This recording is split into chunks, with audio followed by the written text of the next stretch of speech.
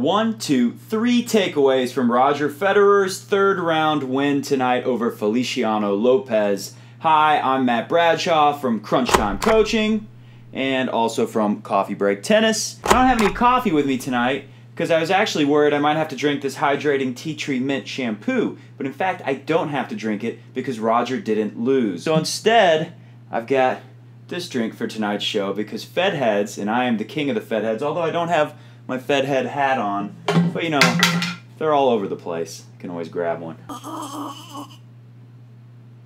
That's fancy. I am the original Fed head, the biggest self-proclaimed Roger Federer fan in the world, and I'm excited to get into these 3 things that we learned tonight. I gotta warn you, one of them's bad, but 2 of them are good. I'll save the bad one for last.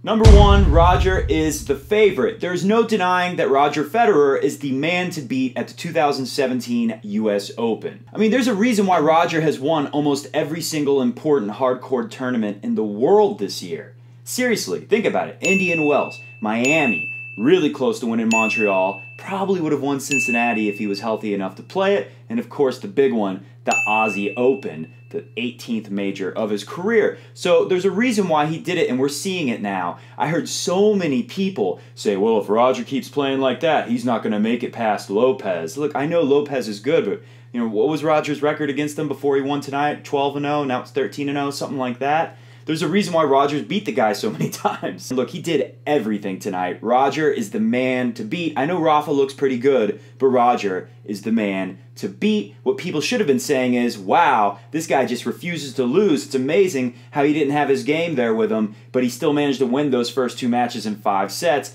Look what he did tonight when he does have his game working out, flowing, feeling the rhythm. Reason number 2, look, even the commentators were saying Roger's back can't be 100%. Something's wrong. Something's off here. Now, of course, that was right after he just lost 2 sets in a row to Mikhail Yuzny, so I'll cut them a little slack. But we don't need to listen to the commentators.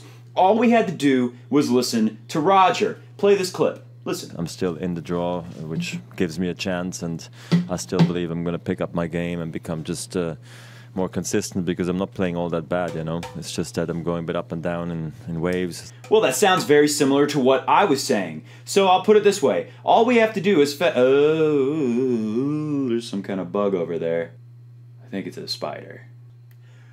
Mr. Goat! He's good at catching bugs and stuff. Roger's going to be honest with us, Fed heads. He's going to tell the people the truth. So listen to Roger, or just tune into Coffee Break Tennis and listen to me.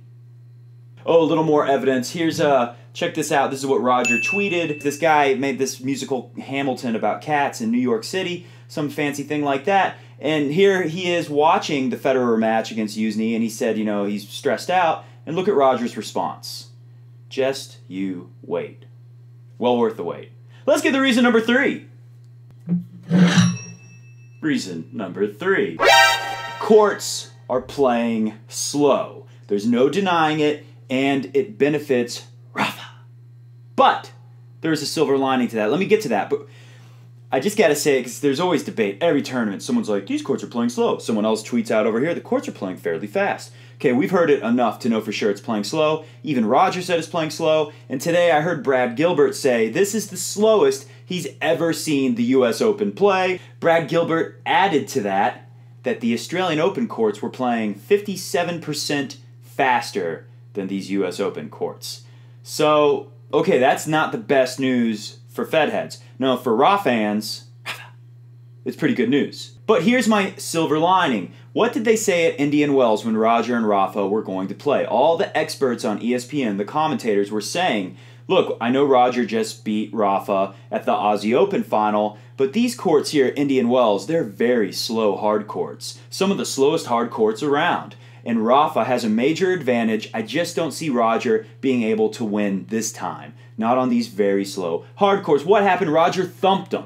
Roger beat Rafa in straight sets, and even the commentators were pretty surprised by how easily Roger won that match. If Roger can play as good as he played tonight against Feliciano Lopez, maybe a little better because the third set was scratchy, you know, but overall, Roger produced a great match tonight. And if Roger can play a little better than he played tonight, I think he's got a good shot to beat Rafa, who, I'm sorry to say it, Rafa fans, Rafa has struggled a little bit here, and with someone like Roger throwing everything he has at Rafa, I think you might see him struggle a lot more, enough for Roger to disrupt the Rafa and win the match. That's all I got for you guys tonight. Let me make that sound again. Woo-hoo! I like that. I don't want to sip this too quick, right? A quick sip.